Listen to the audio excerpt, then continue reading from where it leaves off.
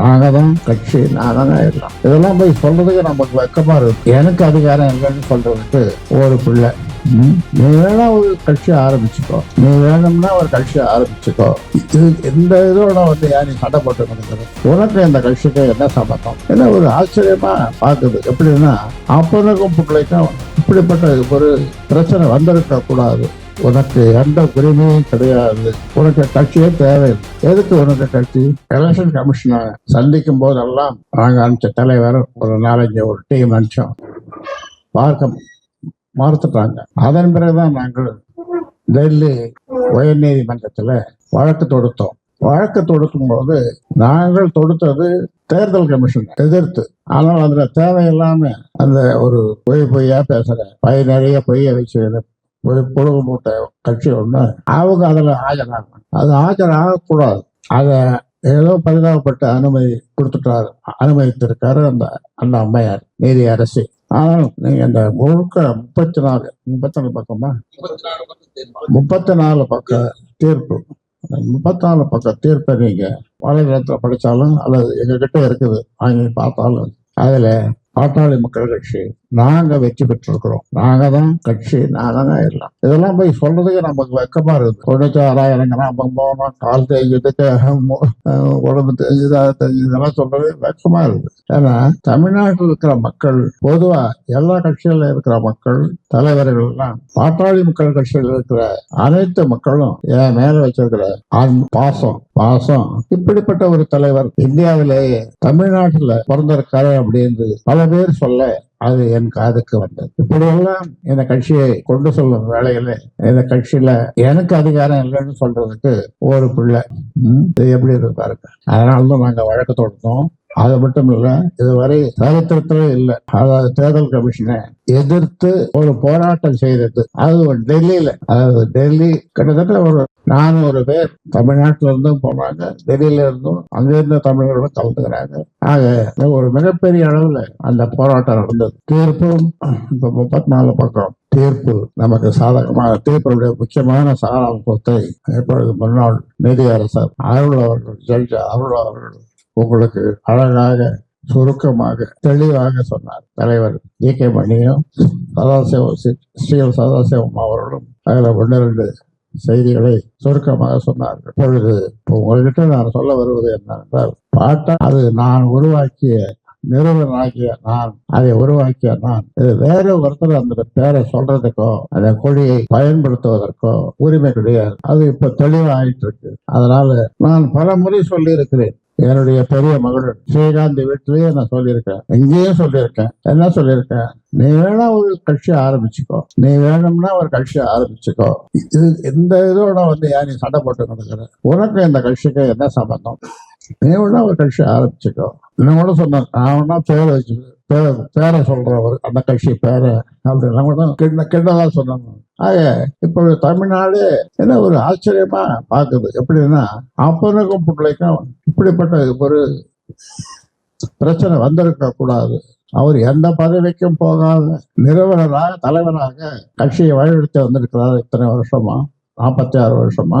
ஏன் அவரு எப்படிப்பட்ட தலைவர்? அவரு ராமதாஸ் அவரோட போய் ஏன் மோதுறது, அசிங்கம் அவரை வர்ணிக்கிறது? அவரை பத்தி எனக்கு கண்ணும் தெரியல, காதும் தெரியல, பேச்சு வரல, படுத்த படைக்காக இருக்கேன் அப்படின்லாம் சொல்றது.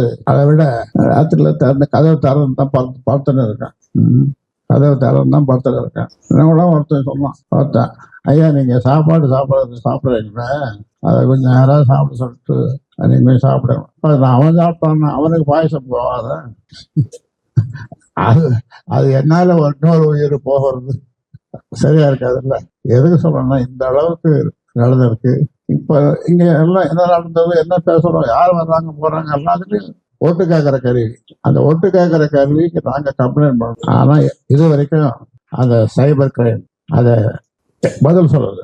போலீஸ்ல சொன்னோம், போலீஸ் அது நடவடிக்கை எடுக்கல. இன்னொரு வேடிக்கை சொல்றதுக்கு அசிங்கமா இருக்கு. நாங்க பிரைவேட் ஏஜென்சி ஒரு பையனை போட்டோம், பிரைவேட் ஏஜென்சி போட்டா அவனையும் விலைக்கு வாங்கிட்டான்.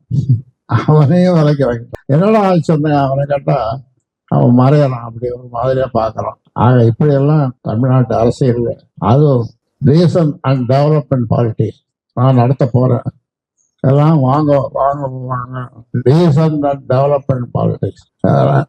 கிரேன்ல மாலை வச்சு கழுத்துல போட சொல்றதும் டீசன்ட் அண்ட் டெவலப்மெண்ட் பாலிடிக்ஸ். ஏதாவது பண்ணி போட்டோம், ஆசை இருக்குது, ஏதாவது பண்ணி போட்டோம். என்னை பற்றி பேசுவதற்கு உனக்கு எந்த உரிமையும் கிடையாது. தெளிவா சொல்லிடுது தீர்ப்பு. டெல்லி நீதிமன்றத்தினுடைய தீர்ப்பு, அந்த அம்மையார் சொன்ன தீர்ப்பு, டெல்லி அரசு சொன்ன தீர்ப்பு மிக தெளிவா இருக்கு. அதனால இப்போதும் சொல்றேன், நீ ஒரு கட்சி ஆரம்பிச்சுக்கோ. ஆமா, நீ எப்படி வேணாலும் நடந்துக்கோ. என் பேரை போடக்கூடாது, என் போட்டோவை போடக்கூடாது. உங்க மூலமா உறுதியா சொல்றேன், அதை செய்யக்கூடாது. அதுக்கு உனக்கு எந்த உரிமையும் கிடையாது. அதனால ஊடக நண்பர்களே, இதை நீங்க தெளிவா மக்களுக்கு கொண்டு செல்லுங்க. தொடர்ந்து ஒரு தவறு செய்துட்டு தொடர்ந்து தவறுகளே செய்துட்டு நான் நம்ம தெளிவா சொல்லிட்டேன். பாட்டாளி மக்கள் கட்சிக்கும் உனக்கும் சம்பந்தம் கிடையாது. தீர்ப்புல இருக்கு, அப்படித்தான் இருக்கு இல்லையா? அந்த 34 பக்க தீர்ப்புல அப்படி இருக்கு. இனிமே என் பேரை, என் படத்தை போடக்கூடாது, என் பேரை சொல்லக்கூடாது. ஏன்னா இனிஷியலை போட்டுக்கலாமா, போட்டுக்கோ. ஆர் அன்புமணி போட்டுக்கோ. ஏன்னா ஆர் போட்டுதானே ஆகணும். அதை யாரும் கேள்வி கேட்க முடியாது. அதனால அதை வேணா போட்டுக்கோ. ஆனா கட்சி நீ வேற ஆரம்பிச்சுக்கோ, அல்லது வேற கட்சியில சேர்ந்துக்கோ, வேற கட்சியில இணைச்சிக்கோ. ஆரம்பிச்சுட்டு என்ன செய்யுது. இந்த நேரத்துல ஒரு செய்தியை உங்களுக்கு சொல்றேன். நம்முடைய பாரத பிரதமர் நரேந்திர மோடி அவர்கள் இப்போ பதவியேற்பு, இதுக்கு முன்னால பதவியேற்பு, அந்த பதவியேற்புக்கு நான் போயிருந்தேன். நம்ம செயல் தலைவர் அவரும் வந்திருந்தார். நாங்க முடிஞ்ச பிறகு விமானத்துல போறது, திரும்புறதுக்கு, சென்னைக்கு திரும்புறதுக்கு வரும்போது, கார்ல வரும்போது அப்ப சொல்றாப்புல, அப்ப இந்த கட்சியை நான் பாத்துக்கிறேன். 6 வருஷத்துக்கு முன்னால கார்ல வரும்போது, அப்பா இந்த கட்சியை நான் பாத்துக்கிறேன் அப்படின்னா நீ என்ன அர்த்தம்? கேட்டதெல்லாம் சாய்ச்சிட்டு நல்லா இறுக்கமா சாய்ச்சிட்டு உள்ளவே இது அப்படிதானே அர்த்தம். அப்புறம் நான் விமானத்துல உட்கார்ற வரைக்கும் நான் பேசவே இல்லை. அதன் பிறகு அப்பதான் சொல்றேன்ல, இப்ப நான் ஏதாவது தப்பா சொல்லிட்டேன்னா மன்னிச்சுப்பா அப்படின்னா. அப்படி சொன்ன பிறகு 2 சொட்டு கண்ணீர் உட்காந்து சீட்டில் உட்காந்துன்னு விடுறேன், கீழே விழுது. ஏற்கனவே உங்களுக்கு சொன்னதான் நான் திரும்ப சொல்றேன். ஏன்னா இப்படி 6 வருஷத்துக்கு முன்னாலேயே இந்த கட்சியை நான் பார்த்துக்கிறேன்னு சொல்லுவாங்களா. அதன் பிறகு நடந்தது எவ்வளோ நடந்தது, அதெல்லாம் உங்களெல்லாம் தெரியும். தெரியாதது நிறைய இருக்கு, சொல்லாதது நிறைய இருக்கு. எல்லாத்தையும் சொல்ல முடியாது, நான் உங்ககிட்ட சொல்லவும் கூடாது. ஆக இப்படிப்பட்ட ஒரு பொய்யே பேசுறது, நாளும் பொய் பேசுகிறேன். உனக்கு கட்சியே தேவையில்லை. எதுக்கு உனக்கு கட்சி? எல்லாத்தையும் தான் நீ அனுபவிச்சுட்ட இல்லையா? உனக்கு கட்சியே தேவையில்லை.